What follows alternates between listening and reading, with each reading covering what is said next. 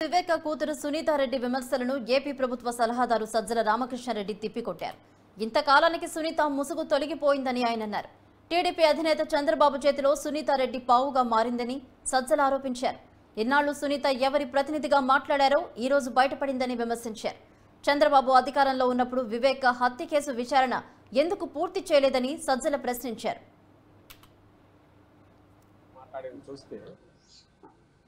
అందులో ఆమె ఎవరెవరు కృతజ్ఞతలు చెప్పినారో చూస్తే చంద్రబాబు నాయుడుకు, ఆంధ్రజ్యోతి రాధాకృష్ణకు, లోకేష్కు, రఘురామరాజుకు ఏ పేర్లు అయితే ఆమె చెప్తూ వచ్చిందో ఇవన్నీ వాళ్ళందరికీ ఆమె కృతజ్ఞతలు చెప్పడం ద్వారా ఇన్నాళ్ళు ఒక ముసుగు అయితే ఏదైతే వేసుకొని నడుస్తుందో అది తీసేసారు.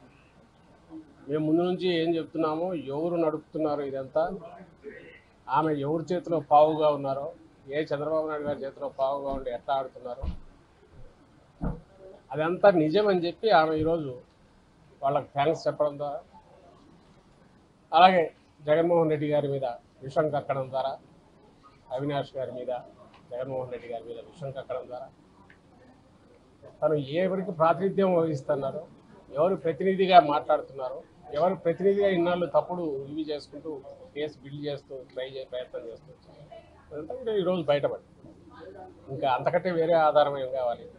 ఆమె దానికి మాట్లాడిన వాటిలో ఎలాంటి వాస్తవం లేదనడానికి, అవన్నీ చంద్రబాబు పలికించే చిలక పలుకులు అనడానికి ఇంతకంటే ఏం ఆధారం కావాలి?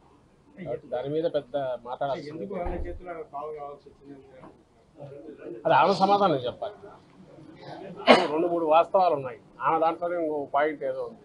మన తండ్రి ఎమ్మెల్సీగా ఓడిపోవడానికి కారణం ఏంటి, దానికి వీళ్ళే కారణమని ఆమె ఈరోజు ఆ రోజు 2017లో ఎమ్మెల్సీ ఎలక్షన్ జరిగినప్పుడు దాదాపు 160 పైగా ఓట్లు ఎక్కువ వైఎస్ఆర్సీపీకి ఉన్నాయి.